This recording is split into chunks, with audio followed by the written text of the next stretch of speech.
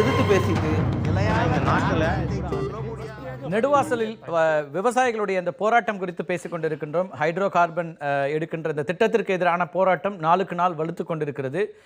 அங்கிருந்து ராஜகுமாரன் நம்மோடு இணைகிறார். நம்முடைய திருச்சி அரங்கத்தில் இருக்கிற ராஜகுமாரன், உங்களுடைய பார்வையில் இந்த அரசியல் ரீதியாக பாரதிய ஜனதா கட்சி எந்த திட்டமும் இல்லை, இதெல்லாம் தொடங்கியது வேறு காலகட்டத்தில் அப்படிங்கிற ஒரு பார்வையை முன்வைக்கிறார் திரு நாராயணன். ராஜகுமாரன், உங்களுடைய கருத்து என்ன? இதில் எங்கள் போராட்ட முறையில் இருக்கக்கூடிய விவசாயிகளின் செய்தி நாங்கள் என்ன சொல்ல வர்றோம்னா, நாங்கள் எல்லாரையுமே சந்தேக கண் கொண்டு தான் பார்க்குறோம். பிரதம அமைச்சர் தொடங்கி முதலமைச்சர் வர ஒரு அரசியல் சாயம் பூசி இதை யாரும் தப்பிச்சுக்கிற முடியும் அப்படின்னு மட்டும் நினைக்க வேண்டாம். அதை தான் நாங்கள் சொல்ல வர்றோம். குறிப்பாக இன்றைக்கி எடப்பாடி பழனிசாமி தமிழகத்தினுடைய முதலமைச்சர் அவர்கள் ஒரு பேட்டி இன்றைக்கி கோயம்புத்தூரில் கொடுக்கையில் இது சம்மந்தமான கேள்விக்கு என்ன சொல்கிறாருன்னா, அவர் ஹைட்ரோ கார்பன் நெடுவாசல் திட்டம் குறித்த கேள்விக்கு நாங்கள் மக்களுக்கு பாதிப்பு இல்லாத முறையில் செயல்படுவோம் அப்படிங்கிற ஒரு பதிலை தான் தர்றாரே தவிர, நாங்கள் இதை தடுத்து நிறுத்த முற்படுவோம் அப்படிங்கிற பதிலை தள்ள. அதுக்கு அடுத்து 2 கேள்வி தாண்டி நீட் தேர்வு கொடுத்த கேள்விக்கு அவர் பதில் சொல்லையில மட்டும் 27ஆம் தேதி பிரதமரை சந்திக்கிற பொழுது நாங்கள் இதை வலியுறுத்துவோம், நீட் தேர்வு கொடுத்து நேரடியாக வலியுறுத்துவோம் அப்படின்னு சொல்கிறாரு. அந்த அடிப்படையில் நாங்கள் பார்க்குறது என்னென்னா, இது எந்த கட்சி காலத்தில் வந்தது அப்படிங்கிறதெல்லாம் எங்களுக்கு அவசியம் கிடையாது. இன்னைக்கு எங்களிடம் கருத்து கேட்காமல் பாரதிய ஜனதா கட்சி தன்னிச்சையாக ஒரு முடிவெடுத்திருக்கிறது. எங்கள் தற்சார்பு பொருளாதாரத்தை, மரபுவழி வேளாண்மையை குழி தோண்டி புதைக்கிற நடவடிக்கை, எங்களுடைய நிலத்திலே எங்களை கேட்காமல் யாரும் எந்த எண்ணெய் கிணறையும் அமைக்க முடியாது, நாங்கள் அதை ஒத்துக்கொள்ள மாட்டோம்.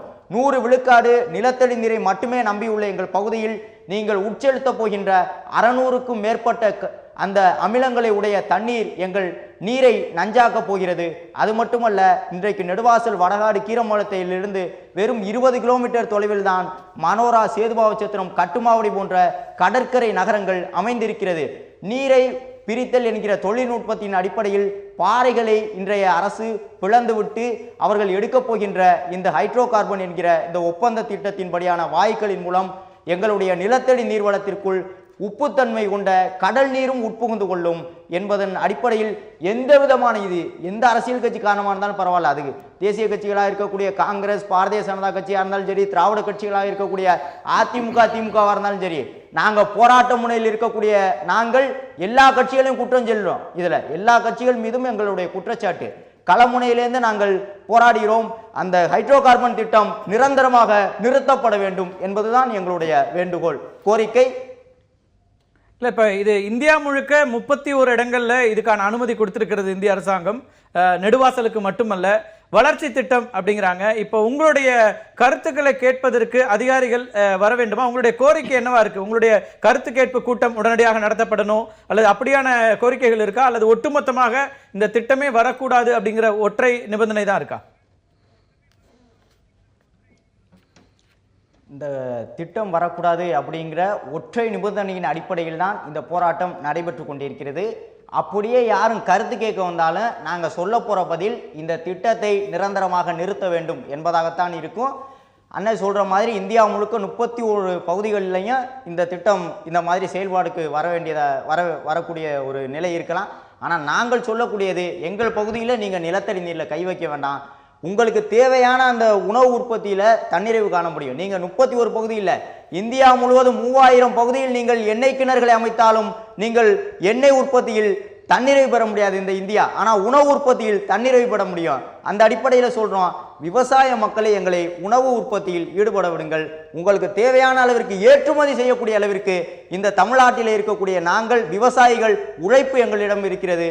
நாங்கள் மானியம் கேட்கல, அரசாங்கத்துக்கிட்டேருந்து விதைகளை கேட்கல, வேளாண்மைக்கு உரிய மானிய தொகைகளை வழங்கி வேளாண்மையை செழிக்க செய்யணும்னு சொல்லலை. எங்களுடைய தேவை எங்களை விவசாயம் பண்ண விடுங்க. நவீன திட்டங்கள் என்ற பெயரில் எங்களுடைய விவசாயத்தை கேள்விக்குள்ளாக்கி எங்கள் வாழ்வுரிமையை சூறையாடாதீர்கள். உங்களுக்கு தேவையான தன்னிறைவு பெற்ற ஒரு உணவு உற்பத்தியை இந்த இந்தியாவில், தமிழ்நாட்டில் கொண்டு வருவதற்கு நாங்கள் தயாராக இருக்கிறோம். நாராயணன், எங்களுடைய உணவு உற்பத்தி அல்லது எங்களுடைய தன்னிறைவு, இந்த விஷயங்கள் விவசாயிகளுடைய வாழ்வாதாரம் சம்பந்தப்பட்ட விஷயமாக இருக்கிறது. நீங்க எவ்வளவு செய்தாலும் வளர்ச்சிக்காக இன்னைக்கு ஆயில் நமக்கு தேவைப்படுது, இயற்கை எரிவாயு தேவைப்படுகிறது, நம்ம வெளியில இருந்து வாங்கிட்டு இருக்கிறோம் பெருமளவிற்கு. அப்படின்னாலும் நீங்க இதுல தன்னிறைவை பெற முடியாது.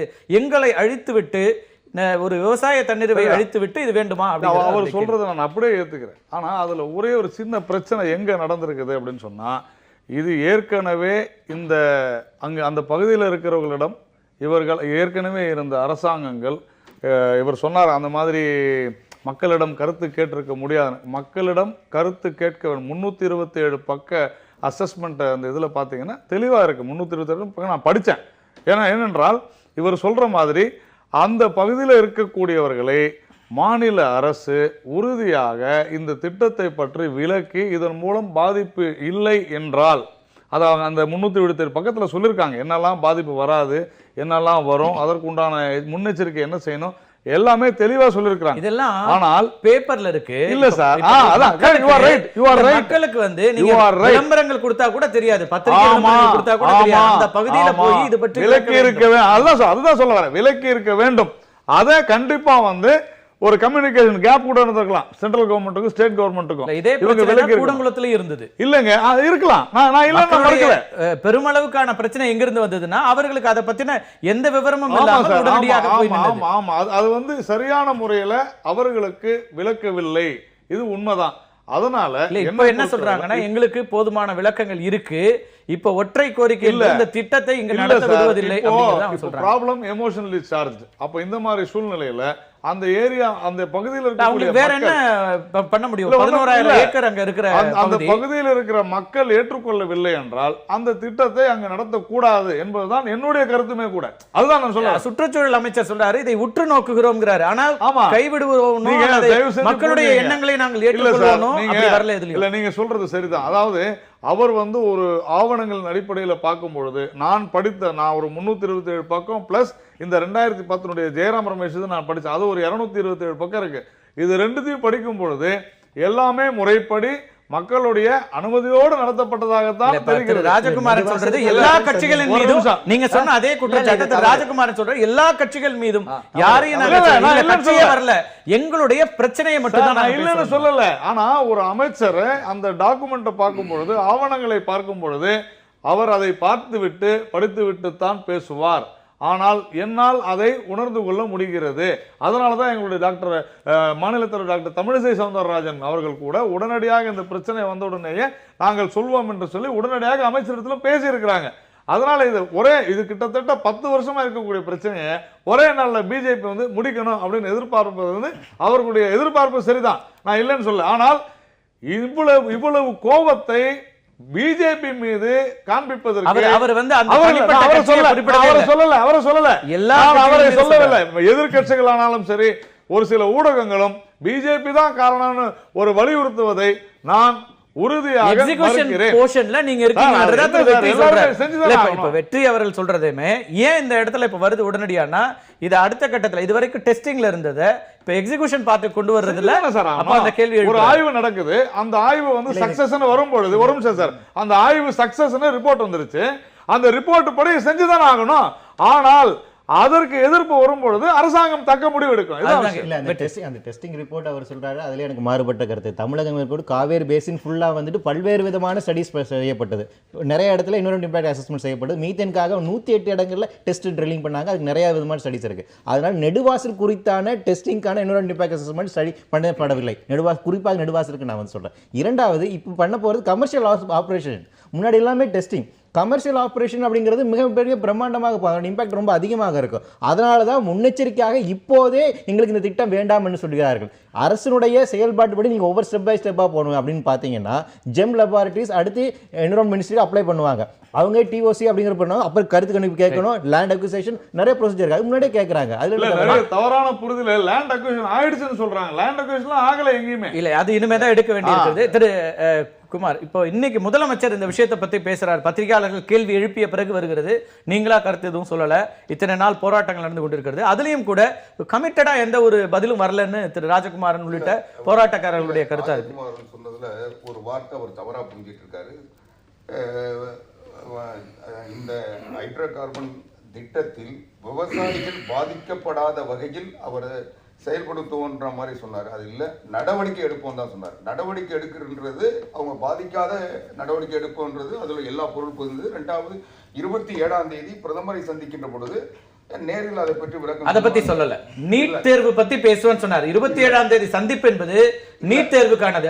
ஆனால் இதை பத்தி பேசுறோம்னு அவர் சொல்லல, குறிப்பிடல. பேசுவாரு. இன்னைக்கு சார ஆட்சியாளர் இன்றைக்கு ஆய்வில் ஈடுபட்டிருக்கிறாரு. அங்க இருக்கிற சூழ்நிலையை இது எல்லாமே மக்கள் களத்துக்கு வந்து போராட்டம் நடத்தி அதற்கு பிறகுதான் சார ஆட்சியர் அங்க போறாரு. நான் முடிச்சிடுறேன். இப்போ இன்றைக்கு அதன் அடிப்படையில் 27ஆம் தேதி பிரதமரை சந்திக்கின்ற பொழுது சரியான பார்வையை தமிழ்நாடு அரசாங்கத்தினுடைய பார்வையை பிரதமரிடத்தில் தெரிவிப்பார், நடவடிக்கைக்கு வருவார்.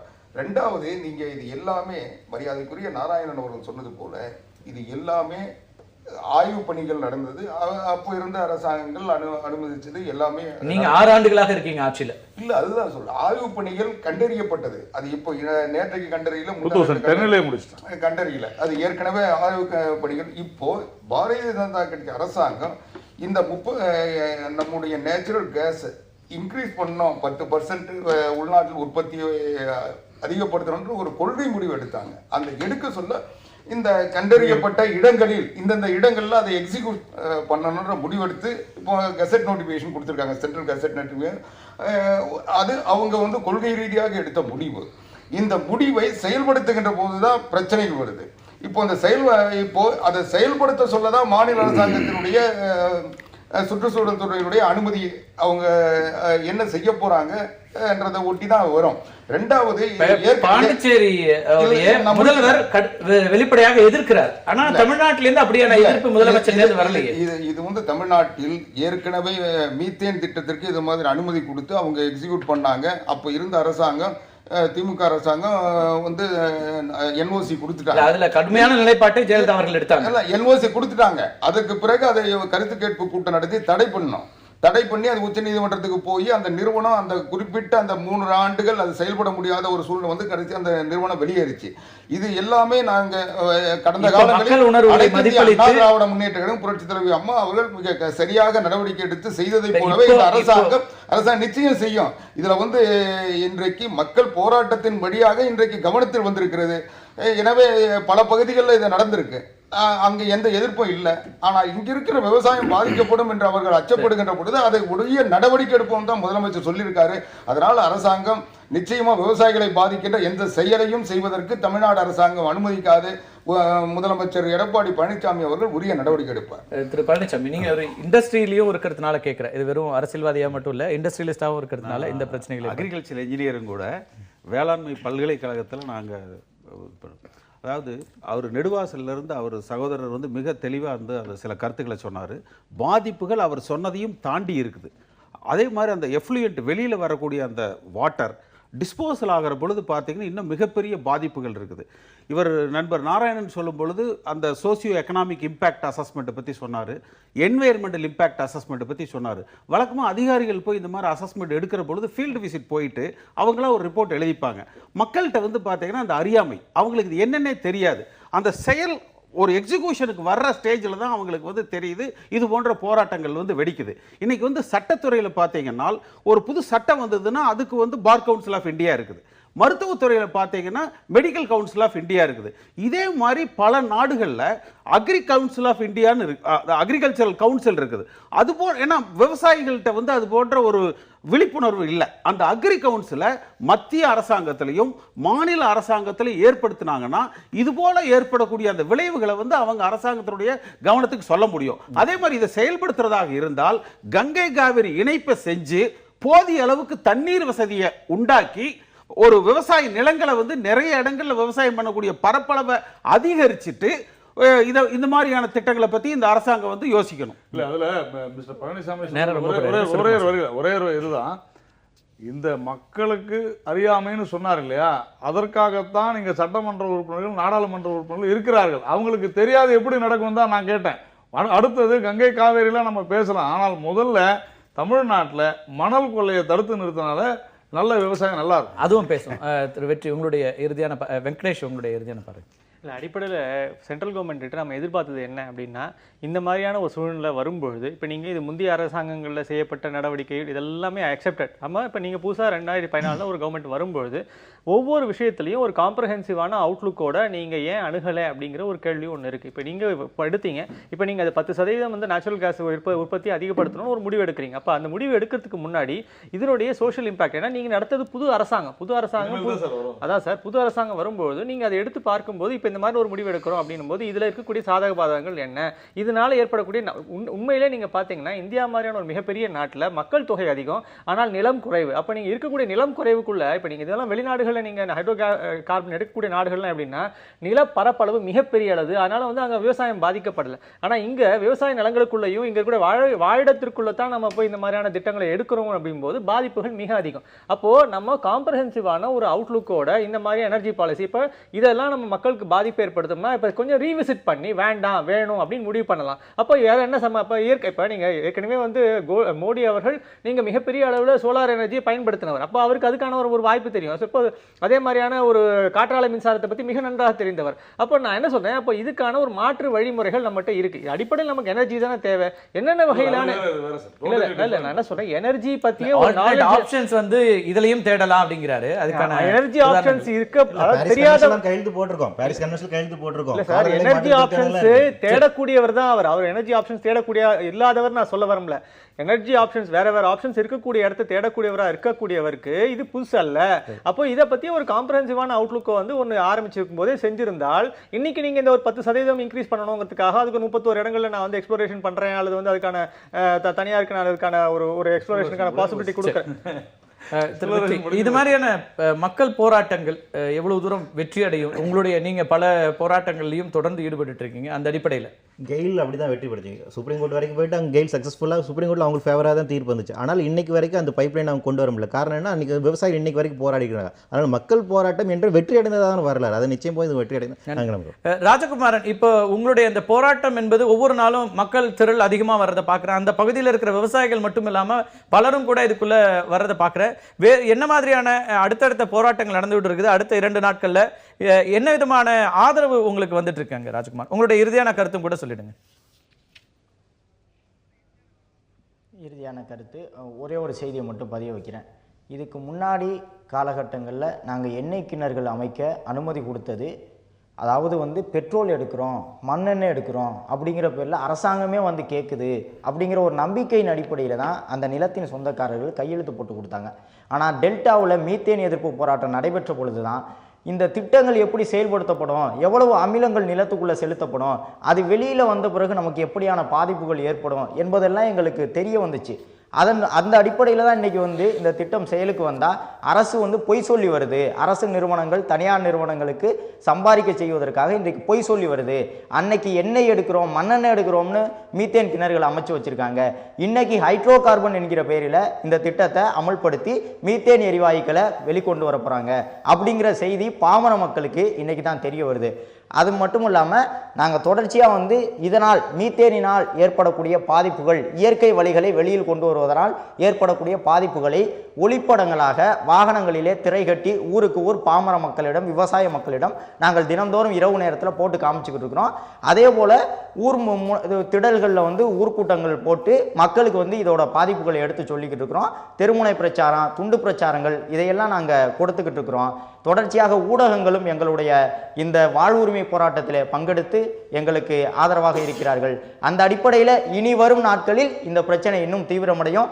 எங்களுக்கு ஆதரவான சக்திகள், அதாவது இந்த வாழ்வுரிமை பிரச்சனையில் எங்களோடு இணைந்து போராட விரும்பக்கூடிய தமிழ் அமைப்புகள், இயற்கை நல ஆர்வலர்கள் எல்லோரையும் ஒருங்கிணைத்து எங்களுடைய போராட்டம் அடுத்த கட்டத்திற்கு செல்லும் என்பதை இந்த புதிய விவசாய குடும்பத்திலிருந்து வந்தவங்க தான். அந்த அடிப்படையில் யாருமே விவசாயிகளை ஒழிக்கணும்னு நினைக்க மாட்டாங்க. அதனால உறுதியாக அவர் சொன்ன அத்தனை விஷயமுமே அரசாங்கம் செஞ்சிருக்கணும். ஏதோ என்ன மாதிரியான விளைவுகள் ஏற்படாதுன்றதை சொல்லியிருக்கணும். அதை சொல்லாதனுடைய விளைவு தான் இது போன்ற விஷயம். மக்களுடைய உணர்வுகளுக்கு இப்போது மக்களுடைய உணர்வுகளை மத்திய மாநில அரசுகள் பிரதிபலிக்க வேண்டும் அப்படிங்கிறது தான் எல்லோருடைய எதிர்பார்ப்பாகவும் இருக்கிறது. விவசாயிகள் இன்னைக்கு வந்து போராட்ட களத்திற்கு வந்திருக்காங்க. எல்லா நேரங்களிலும் போராட்ட களத்திற்கு வந்த பிறகுதான் அவர்களுக்கு விடிவு வேண்டுமா என்கிற கேள்வியும் இருக்கிறது. மீண்டும் ஒரு நிகழ்ச்சியில் சந்திக்கலாம் நண்பர்களே. நன்றி, வணக்கம். எதிர்த்து பேசிட்டு இந்த நாட்டில்